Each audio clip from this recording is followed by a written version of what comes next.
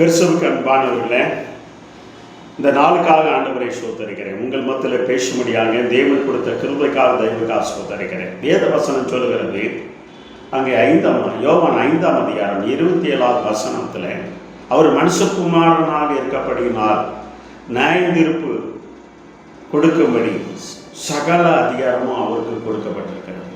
நியாயத்தீர்ப்பு செய்யும்படி, நியாயத்தீர்ப்பு கொடுக்கும்படி. இந்த உலகத்தில் இயேசு கிறிஸ்து ஒரு சாதாரண மனுஷன் என்று நினச்சிட்டாங்க. ஆனால் தேவகுமாரன் என்று, அதான் மனுஷகுமாரன் என்று சொல்லப்படுகிறது. தேவகுமாரன் என்று தெரியாது. நியாயத்தீர்ப்பு கொடுக்க அதிகாரம் அவர் இயேசுக்கு மட்டும்தான் இருக்கிறது. இந்த உலகத்தில் நியாயம் செய்யும், பாவம் செய்வனுக்கும் பாவம் செய்யாதவனுக்கும் நியாயத்தீர்ப்பு கொண்டு வருவார். துன்மார்க்கனுக்கும் மனம் போல பணக்காரன் இருந்தாலும் பிச்சைக்காரனுக்கும் நியாயத்தீர்ப்பு கொண்டு வருவார். அதுக்கு உதாரணத்துக்கு நம்ம நிறைய வேதத்தில் ஆதாரம் நிறையா இருக்கிறது. ஆபிரகாம் மரித்து அவன் தேவனுடைய ராஜ்யத்தில் இளைப்பார்த்து கொண்டு இருக்கிறான்.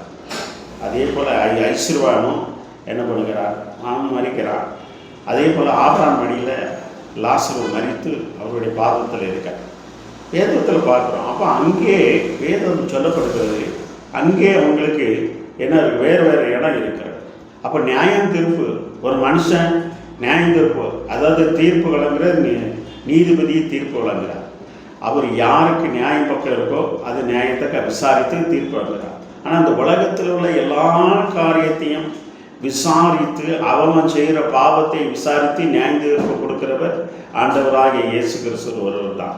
அப்போ அந்த நியாயம் தீர்ப்பு அதிகாரம் அவருக்கு இருக்கிறது, நமக்கு இல்லை. இப்போ ஜட்ஜுக்கு என்ன இருக்கிறது, அவர் ஜட்ஜ் ஆனதுனால நியாயம் இருக்கிறார், நீதிபதியாக உட்கார்ந்துருக்கிறார். ஏன்னா அந்த அதிகாரம் இருக்குது.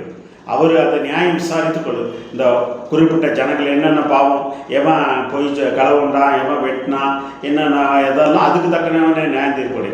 ஆனால் நம்ம செய்கிற பாவங்களுக்கு, அந்தரகமான பாவம், பொய், புரட்டு, ஏமாத்து, வஞ்சனை, எல்லா பாவங்களுக்கும் இதுக்கு ஒரு நியாயம் தீர்ப்பு உண்டு. இந்த நியாயம் தீர்ப்பு அது இந்துன்னு இல்லை, முஸ்லீம் இல்லை, கிறிஸ்டின் இல்லை, எல்லாத்துக்கும் அவர் தான் நியாயம் தீர்ப்பார். இது நிறைய பேருக்கு தெரியும். நியாயம் தீர்க்கிறவர் ஆண்டவராகிய இயேசு கிறிஸ்து தான். அவன் கிரிகள் அவனோடு கூட வரும். நீங்கள் என்ன பண்ணிடலாம், அந்த இடத்துல பண்ண பாவம், எந்த பாவம், அதுக்கு நியாயம் தீர்ப்பு கொடுக்கிறவர் அவர் தான். அந்த அதிகாரம் பெற்றிருக்கிறவர் இயேசு தான். எனக்கு அருமையான தேவனுடைய பிள்ளைங்க, அதனால நியாயம் தீர்ப்பு செய்கிறவர் அவர் ஒருவர் தான். உன்னை நியாயம் விசாரிப்பார், உன் குடும்பத்தை நியாயம் விசாரிப்பார், எல்லாத்தையும் அவர் நியாயம் விசாரிப்பார்.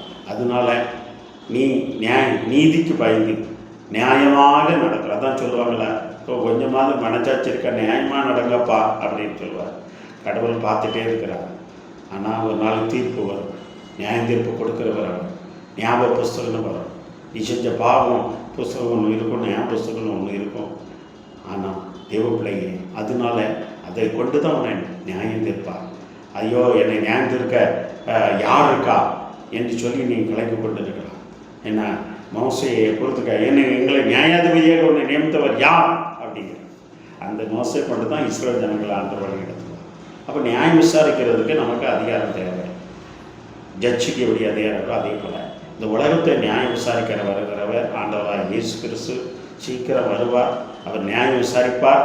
எந்த மந்திரியாக இருந்தாலும், எந்த அதிகாரியாக இருந்தாலும் எல்லாத்துக்கும் நியாயம் விசாரிப்பார். அவர்கிட்டலாம் அங்கே என்ன பண்ண முடியாது. நீ தங்கத்தை கொடுத்தோ பணத்தை கொடுத்தோ என்ன பண்ண முடியாது, ஏமாற்ற முடியாது. கரெக்டாக அவர் நூல் பிடிச்சிருவார்.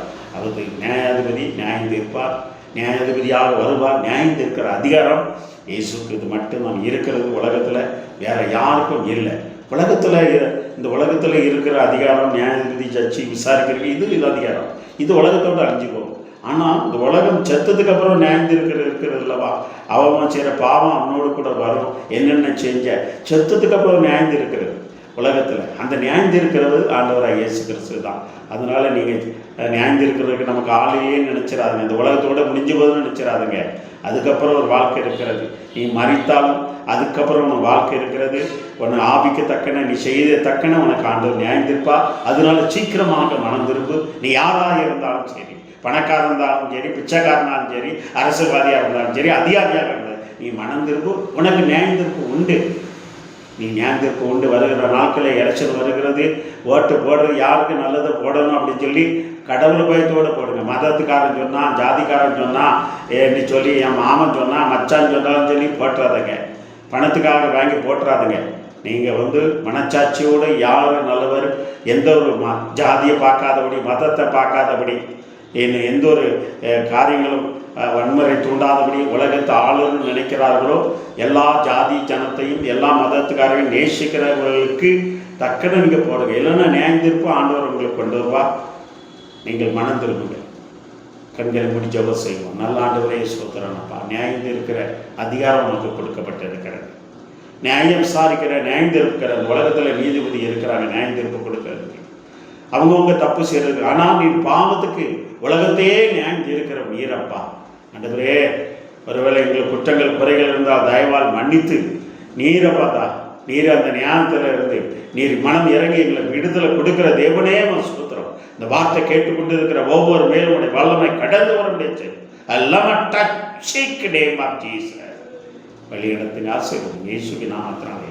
ஆமென். ஆமென். ஆமென். God bless you. கர்த்தர் பெரிய காரியங்களை செய்வார். ஆமென். ஆமென்.